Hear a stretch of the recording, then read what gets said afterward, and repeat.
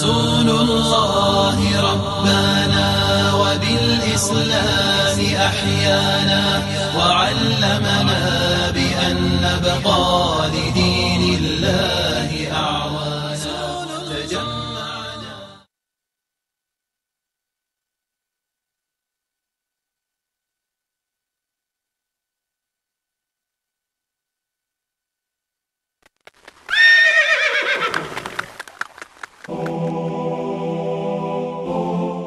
إلى كربلاء ويمضي القضاء أبيت الرجوع ليقضى البلاء.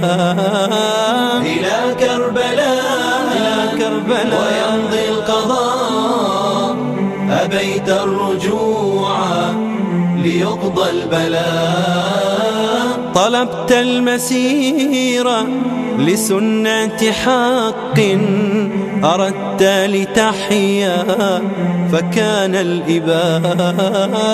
طلبت المسير لسنة حق أردت لتحيا فكان الإباء. فسرت وساروا من الآل جمع ولله كانوا هم الأوفياء.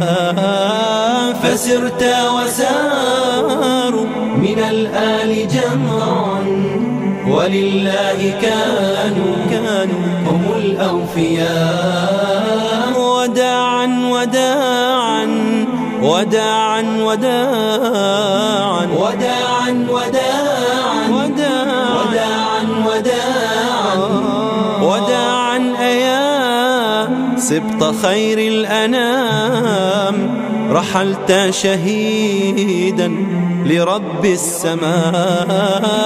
وداعا أيا سبط خير الأنام رحلت شهيدا لرب السماء.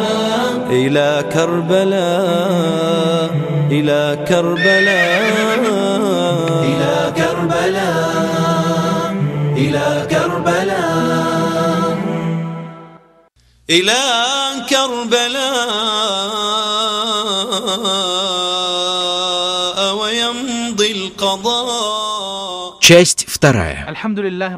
Хвала Аллаху, Господу миров. Мир и благословение наилучшему творению, ходившему по земле и ответившему на призыв, а также его роду, сподвижникам и всем последовавшим за ним до судного дня. Самые счастливые мгновения жизни Аль-Хусейна были те, что он прожил в детстве, находясь рядом с пророком, да благословит его Аллах и приветствует. Он был красивее солнца и его сияния, и яснее луны, следующей за ним. Так добро же пожаловать Аль-Хусейну, да будет доволен им Аллах. Дорогие зрители, как бы ни был счастлив человек в этой жизни, все равно, рано или поздно, он придет к смерти.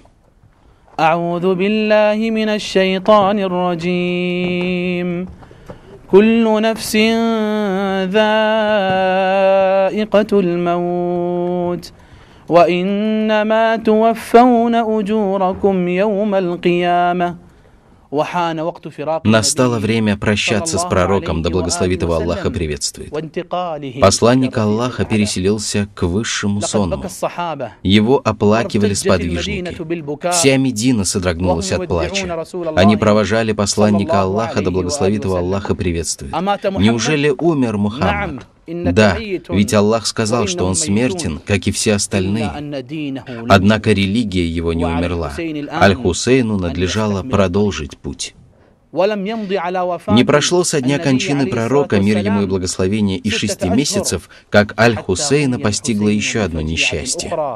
Умерла его мать, Фатима, да будет доволен ею Аллах. Всевышний Аллах словно желал подготовить Аль-Хусейна к тому, что ждет его впереди. ريحانة المصطفى المصطفى ريحانة المصطفى ريحانة المصطفى أنت العلا في الوفاء خلف الحسين اقتفى المجد والعليا. Во время правления Абу Бакра ас-Сиддика, да будет доволен им Аллах, представители рода пророка, да благословит его Аллах и приветствует, занимали более высокое положение среди сподвижников. А как же иначе? Ведь Абу Бакр был другом пророка, как до ниспослания откровения, так и после. Вплоть до дня, когда пророк, да благословит его Аллах и приветствует, скончался в доме его дочери Аиши, да будет доволен ею Аллах. Во время своего правления Абу Бакр часто, находясь среди людей, говорил: «Берегите представителей рода Мухаммада, да благословит его Аллах и приветствует». Он много говорил о почтительном отношении к ним, ведь они были представителями рода его любимого друга, мир ему и благословение. В один из дней Абу Бакр находился рядом с Али ибн Абу Талибом, да будет доволен ими Аллах. Абу Бакр прослезился, а затем сказал: «Клянусь тем, в чьей длани душа моя, поддержание связей с родственниками пророка, да благословит его Аллах и приветствует, любо мне более, чем поддержание их со своими родственниками». То есть поддерживать отношения с родом пророка, мир ему и благословение, было для него важнее, чем поддерживать их со своими родственниками. الذين يصلون ما أمر الله به أن يوصل. Аллах Всевышний велел нам поддерживать связи с родом пророка, распространять на них приветствия и охранять их. Да будет доволен Аллах Абу Бакром. Во время правления Абу Бакра Аль-Хусейн, мир ему, был еще мальчиком. Абу Бакр очень любил его. Он встречал его с радостью, улыбался ему и играл с ним. В один из дней Абу Бакр совершил послеполуденную молитву с людьми и вышел. Он увидел, что Аль-Хасан, да будет доволен им Аллах, играет с другими детьми. Абу Бакр, которого сопровождал Али, поспешил к нему, чтобы поиграть с ним. Он поднял его на руки и сказал: «Да станет мой отец выкупом за тебя. Ты похож на пророка, а не на Али». Али улыбнулся этим словам. Таковы были отношения сподвижников пророка, мир ему и благословение, с господами этой общины и с двумя господами юношей в раю, с Аль-Хасаном и Аль-Хусейном. Аль-Хусейн, да будет доволен им Аллах, назвал одного из своих сыновей Абу Бакром, возможно, из-за своей любви к нему и того влияния, которое на него оказала личность Абу Бакра.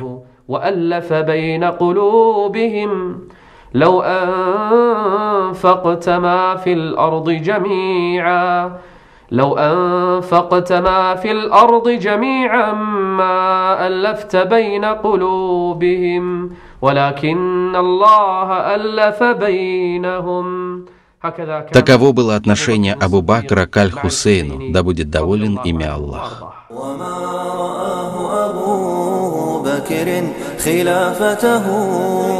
إلا انحنى مرهف الوجدان وابتسما وقال قولة إجلال ومرحمة قرابة المصطفى أولى بنا رحما أولى بنا رحما ريحانة المصطفى. Умар знал о высоком положении представителей рода пророка, да благословит его Аллах и приветствует. А как же иначе? Ведь он слышал, как посланник Аллаха, мир ему и благословение, сказал: «В судный день будет разорвано каждое родство, кроме родства со мной».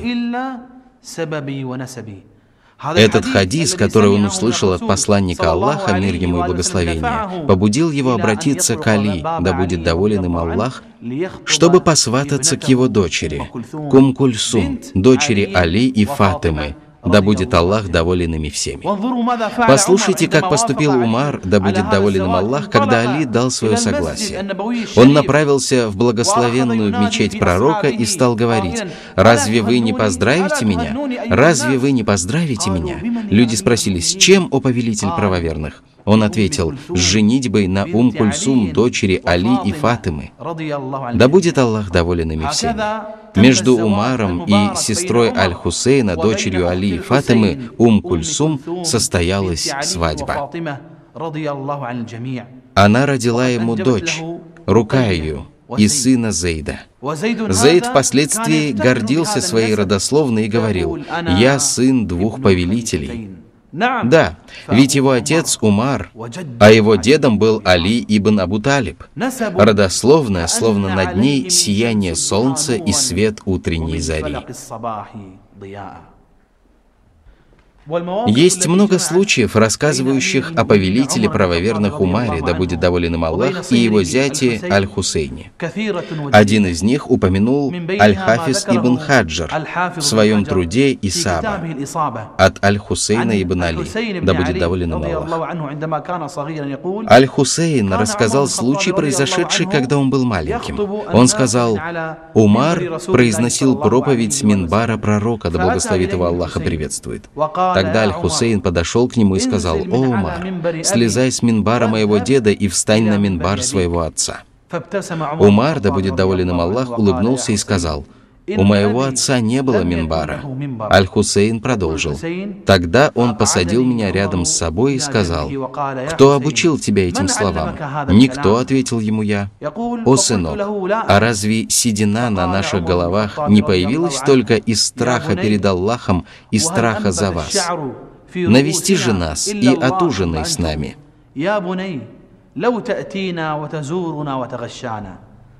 Есть еще один случай, который упоминает Аз-Захаби в труде Сиер Алями ан-Нубаля. Однажды Умару прислали одежду из Йемена, которую он раздал людям. Они пришли к нему в мечеть посланника Аллаха, благодаря его за это, и взывали к Аллаху за него.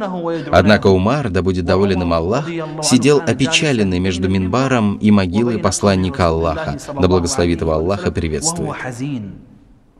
Почему же он был опечален? Потому что среди тех одежд не было такой, которая бы подошла Аль-Хасану и Аль-Хусейну. Как же он поступил? Он написал своему работнику в Йемене, чтобы тот как можно скорее прислал две одежды, которые бы подошли Аль-Хасану и Аль-Хусейну.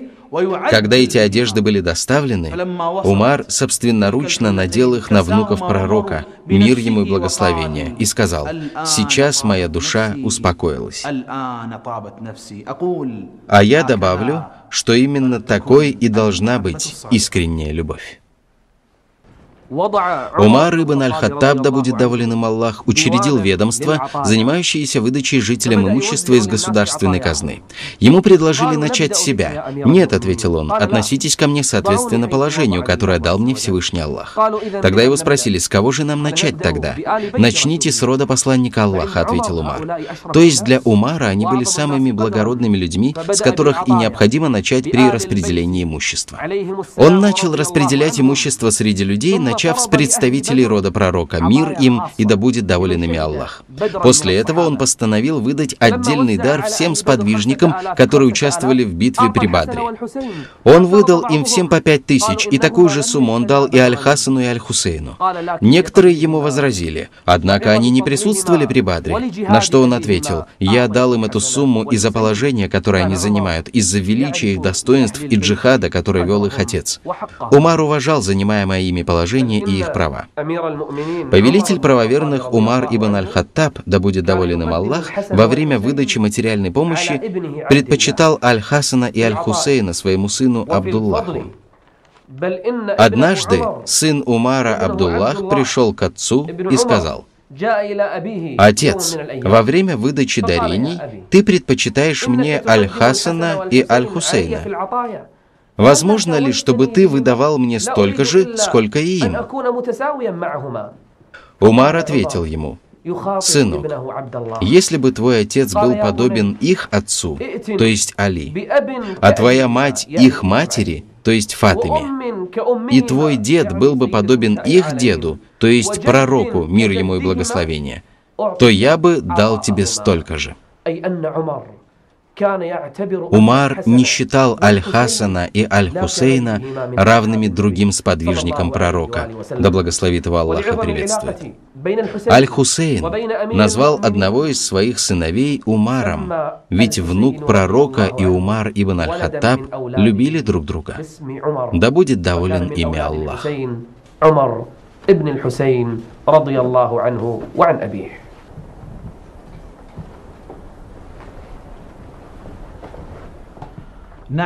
Действительно, одного из своих сыновей, Аль-Хусейн, да будет доволен им Аллах, назвал Умаром ибн Аль-Хусейном.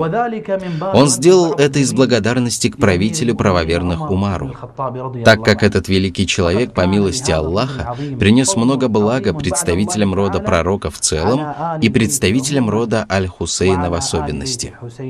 В чем это заключалось? Род Аль-Хусейна, да будет доволен им Аллах, продолжился только по пути его сына, Али Зейн Аль-Абидина. Его матерью была дочь Кисры, правителя Персии. Кто же подарил ее в качестве трофея Аль-Хусейну? Им был повелитель правоверных Умар ибн Аль-Хаттаб, да будет доволен им Аллах. Послушайте слова Али ибн Абу Талиба, да будет доволен им Аллах, которые он сказал, прощаясь с этим великим человеком, с Умаром ибн Аль-Хаттабом, да будет доволен им Аллах. Ибн Аббас сказал: «Когда многобожник Абу Люлю ударил его ножом, я навестил Умара. Его положили на кровать, а люди приходили, чтобы проститься с ним. Я удивился, когда кто-то взял меня за плечо. Я повернулся и увидел, что это Али ибн Абу Талиб». Это великое свидетельство в истории. Али попросил Аллаха помиловать Умара, а затем сказал: «Клянусь Аллахом, после тебя не осталось на земле человека, с чьими благими делами я хотел бы встретить Господа своего, о Умар. Клянусь Аллахом, я думаю, что Аллах воссоединит тебя с двумя твоими друзьями, так как я часто слышал, как посланник Аллаха, да благословит его Аллах и приветствует, говорил: я ходил вместе с Абу Бакром и Умаром. Я вошел вместе с Абу Бакром и Умаром. Я вышел вместе с Абу Бакром и Умаром». Так закончилось правление Умара ибн Аль-Хаттаба, а после пришло правление Усмана ибн Аффана, да будет доволен ими Аллах. تلكم مناقب أصحاب النبي فما للمسلمين حالوا إلفهم ألما مصاهرات وأنساب وتسمية ورحمة جل من سماهم رحما تألقوا في رؤى الأخلاق كوكبة وإن شد البأس كانوا للعدا رجما ريحانة المصطفى ريحانة المصطفى. Во время правления повелителя правоверных Усмана ибн Аффана, да будет доволен им Аллах, Аль-Хусейн был окружен наилучшей заботой и вниманием. Как же иначе? Ведь Усман ибн Аффан был скромным человеком, который читал книгу Аллаха, плакал и боялся его. И более того, ведь Усман был женат на двух тетях Аль-Хусейна, и поэтому был прозван обладателем двух светочей. Он был женат на дочери пророка Рукайе, а после ее смерти он женился на другой дочери пророка и тете Аль-Хусейна на Кульсум. Таким образом, Усман был зятем Аль-Хусейна, да будет доволен ими Аллах. Во время правления Усмана Аль-Хусейн был известен тем, что плакал из страха перед Аллахом, много поклонялся ему и довольствовался малым в этой мирской жизни. Его сердце было связано с Аллахом, великим и возвышенным. Как же может быть иначе? Ведь он был воспитан в окружении пророка, мир ему и благословение. Но представители рода пророка были не только чтецами Корана и теми, кто много поклонялся Аллаху, но и воинами на пути Аллаха. Так и Аль-Хусейн во время правления Усмана ибн Аффана готовился к сражению на пути Аллаха. Он принимал участие в сражениях, открывающих Африку и другие земли. Все это он делал, подчиняясь велениям Всевышнего Аллаха.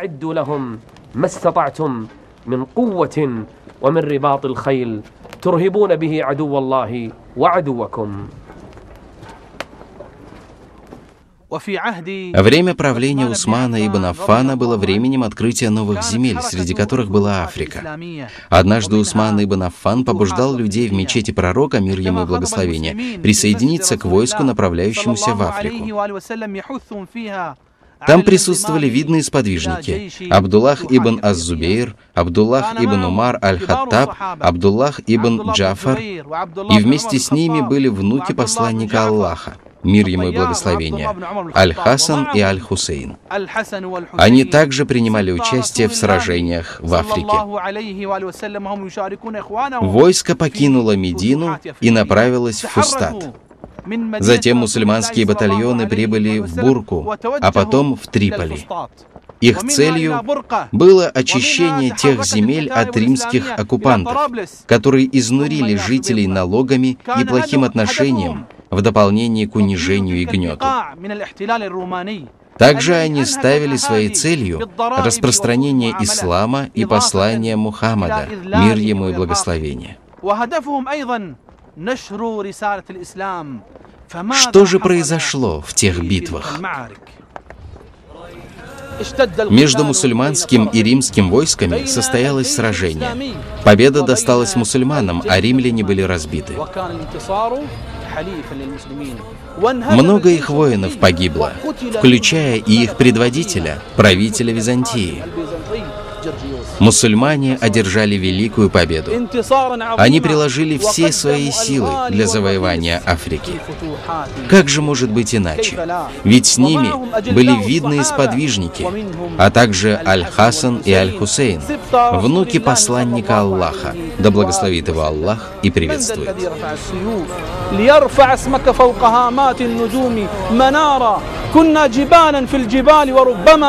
سرنا على موج البحار بحارا لم تنس أفريقيا ولا صحراؤها سجداتنا والأرض تقذف نارا سبط النبي وبحر الجود إن عبسات وفارس الفتح لما يبلغ الحلمات والممتطي صهوات المجد من صغر والحرب تقذف من بركانها حمما ريحانة المصطفى حب الصحابة من كمثلهم يحفظون. Во время правления повелителя Усмана ибн Аффана, да будет доволен им Аллах, произошли великие открытия земель.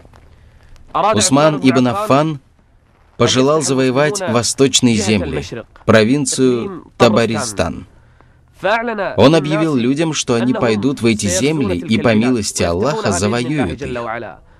Благородные сподвижники выразили желание участвовать в сражении на пути Аллаха, надеясь на награду Аллаха. Во главе войска, в котором были сотни и даже тысячи храбрецов, Усман ибн Аффан поставил Амра ибн Асса. В войске были Абдуллах ибн Аз-Зубейр, Абдуллах ибн Умар, Абдуллах ибн Аббас, Абдуллах ибн Амр ибн Ас и другие видные сподвижники посланника Аллаха, да благословит его Аллах и приветствует. А также в войске были Аль-Хасан и Аль-Хусейн, да будет доволен ими Аллах.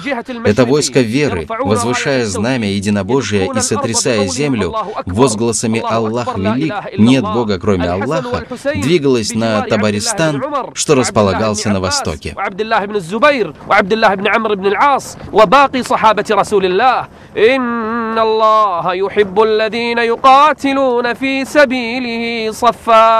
صفا كأنهم بنيان مرصوص يتسلقون الجبال. Войско взбиралось на горы, перебиралось через реки и проходило дороги и ущелья. Оно шло к Табаристану, чтобы открыть его, если будет на то воля Аллаха. Войско достигло города Кумис, что в Табаристане. Город был завоеван. Затем войско направилось в город Джарджан. Этот город был взят по заключению договора между местными жителями и мусульманами. Войско мусульман, в котором находился Аль-Хусейн ибн Али и его брат Аль-Хасан, да будет доволен ими Аллах, продолжало путь, пока не достигло города, в котором укрепились враги. Город носил название Камиса. Здесь произошел жестокий бой между воинами, сражавшимися на пути Аллаха, и теми, кто сражался на пути сатаны. Сражение шло до тех пор, пока неверующие не убежали из крепости, а мусульмане не стали преследовать их. Так был завоеван и город Камиса, а в дальнейшем и весь Табаристан.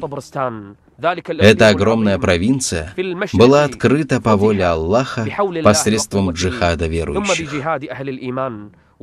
Таковым был Аль-Хусейн, мир ему. Во время правления Усмана ибн Аффана он, только услышав о предстоящем сражении, сразу вызывался участвовать в нем. А как же может быть иначе? Ведь они Аль-Хасан и Аль-Хусейн, сыновья Али, храброго героя, прозванного Львом, который сражался на пути Аллаха и не боялся смерти.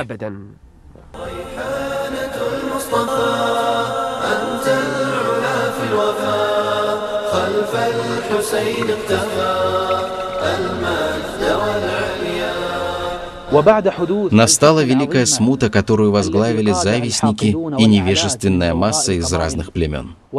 Она стала причиной убийства Усмана ибн Аффана, да будет доволен им Аллах. Посмотрим, как этого великого человека, обладателя двух светочей, осадили в его собственном доме. Ему было запрещено даже выходить на молитву. И более, ему не давали воду. Семья его чуть не умерла от жажды. Сподвижники почувствовали, что дело серьезно. Они пожелали освободить его. Однако Усман ибн Аффан, да будет доволен им Аллах, не захотел, чтобы из-за него проливали кровь. Несмотря на это, видные сподвижники, да будет доволен ими Аллах, отправили своих сыновей в дом Усмана, чтобы защитить его. Аз-Зубейр отправил своего сына Абдуллаха. Али отправил Аль-Хасана и Аль-Хусейна. К ним присоединился и Абдуллах ибн Умар ибн Аль-Хаттаб, да будет доволен Аллах ими всеми. Когда осада усилилась, Аль-Хасан был ранен, защищая своего зятя Усмана ибн Аффана, и его перенесли в его дом. Когда семья Усмана страдала от жажды, Али отправил им 3 бурдюка, наполненных водой. Однако ситуация развивалась стремительно. Что же произошло далее? Эти завистники и невежественные люди из различных племен набросились на дом Усмана и убили его там же, когда он читал Коран. Али, да будет доволен им Аллах, разгневался и крайне опечалился. Он воскликнул, обратившись к Аль-Хасану и Аль-Хусейну, к Абдуллаху ибн Аз-Зубейру и Абдуллаху ибн Умару: «Как? Усман убит, когда вы находились у его дверей. О Аллах, заявляю о своей непричастности к пролитию крови Усмана. Усман ушел к Господу своему мучеником». Представители рода пророка приняли посильное участие в защите Усмана, да будет доволен им Аллах. После правления Усмана люди присягнули Али, да будет доволен им Аллах. Как же жил Аль-Хусейн в тени того правления? После того, как Усман ибн Аффан, да будет доволен им Аллах, пал мучеником, не осталось никого подходящего, чтобы присягнуть ему, кроме Али ибн Абу Талиба, да будет доволен им Аллах. Он был тем, кого любил Аллах и его посланник. Он раньше других принял ислам, был более знающим среди всех, кто остался, и самым близким к посланнику Аллаха, да благословит его Аллах и приветствует. Все жители Медины присягнули ему на верность. Однако Муавия, который находился в Шаме, отложил присягу, поскольку настаивал на отмщении за смерть Усмана, да будет доволен им Аллах. Али ибн Абу Талиб также желал возмездия, но решил отложить его ради остановки кровопролития среди мусульман. Однако Муавия возражал и настаивал на возмездии. Каждая сторона отстаивала свое мнение, но истина была с Али ибн Абу Талибом. В конце концов, между мусульманами произошло жестокое сражение, которое получило название Сиффин. Однако Аллах проявил свою мягкость к верующим, и сражение было прекращено. Кровь не пролилась после суда, состоявшегося между сторонами. Все мусульмане согласились с принятым решением, все, кроме отклонившейся группы. Когда Али вернулся в Куфу, среди мусульман начались волнения. Это делали хавариджи, те, что читают Коран, но он не идет дальше их глоток. Они читают его, но не понимают. Они стали подстрекать людей против Али, да будет доволен им Аллах. «Как ты согласился с этим решением, когда верен лишь суд Аллаха?» — говорили они. Они пытались обучить религии Аллаха того, кого обучал ей посланник Аллаха. Они не оставляли в покое Али, да будет доволен им Аллах, даже в мечети. «Нет суда, кроме суда Аллаха!» — кричали ему. Имам Али ответил им следующее. Слова, то есть слова «нет суда, кроме суда Аллаха», истинны, но ими хотят добиться лжи. Однако хавариджи не остановились и продолжали сеять сомнения, продолжали смуту. Дошло до того, что они убили некоторых сподвижников пророка, мир ему и благословение. Среди погибших был Абдуллах ибн Хаттаб. Его убили вместе с его беременной женой, вместе с ребенком, находившимся в утробе. Таковы были их поступки. Они поднимали оружие против мусульман и не трогали многобожников. Поэтому Али был вынужден выйти войной против них. Произошло жестокое сражение, которое получило название Ан-Нахраван. Али одержал великую победу над ними и разбросал их. Хавариджи были разбиты. Имам Аль-Хусейн, да будет доволен им Аллах, во время всех этих сражений и происшествий сопровождал своего отца. В это время укреплялось его терпение, прибавлялись сила и храбрость, а главное, возвышалась его нравственность. Али, да будет доволен им Аллах, проходя мимо павших в бою, несмотря на принадлежность к его войску или к войску противника, говорил: «Да помилует вас Аллах! Да помилует вас Аллах!» Однажды ему сообщили, что некоторые люди из его войска проклинают воинов Шама. Он велел оставить им это. Тогда они удивились и спросили его: «Разве истина не с нами, а с ними ложь?» На что Али, да будет доволен им Аллах, ответил: «Это так, клянусь Аллахом, это так. Однако я не желаю, чтобы вы становились проклинающими, но говорите: о Аллах, помешай пролитию нашей и их крови, помири нас, удали их от заблуждений, дабы познали истину те, кто не знал ее, и раскаялись в заблуждении те, кто упорствует в нем». Посмотрите же, уважаемые зрители, на нрав Али, да будет доволен им Аллах, на тот нрав, от которого многое взял Аль-Хусейн, да будет доволен им Аллах.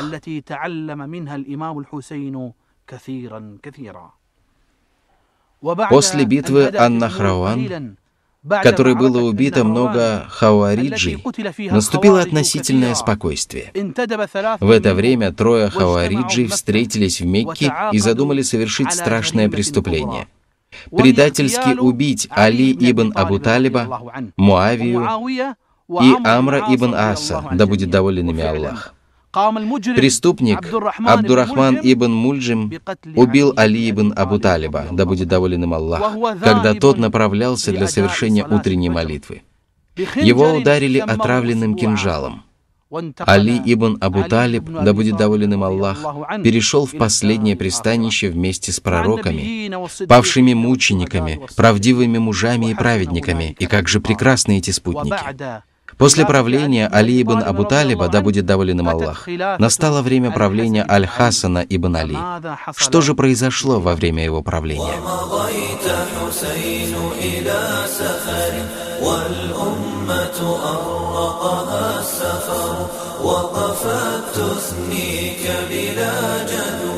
ودموع الصحبة تنحدر ومضيت حسين إلى سفر والأمة أروقها السفر وقفت تثنيك بلا جدوى ودموع الصحبة تنحدر ساروا في ركبك أياما أملا والحب له صور وإذا أجرى الله قضاء مفعولا لا ينفع حذر وإذا أجرى الله قضاء مفعولا لا ينفع حذر وخرجت لتحيي أمتنا وهناك يسابقها القدر ومشيت تلاحظك الدنيا وفؤاد الأمة يستعر وخرجت لتحيي أمتنا وهناك يسابقها القدر ومشيت تلاحظك الدنيا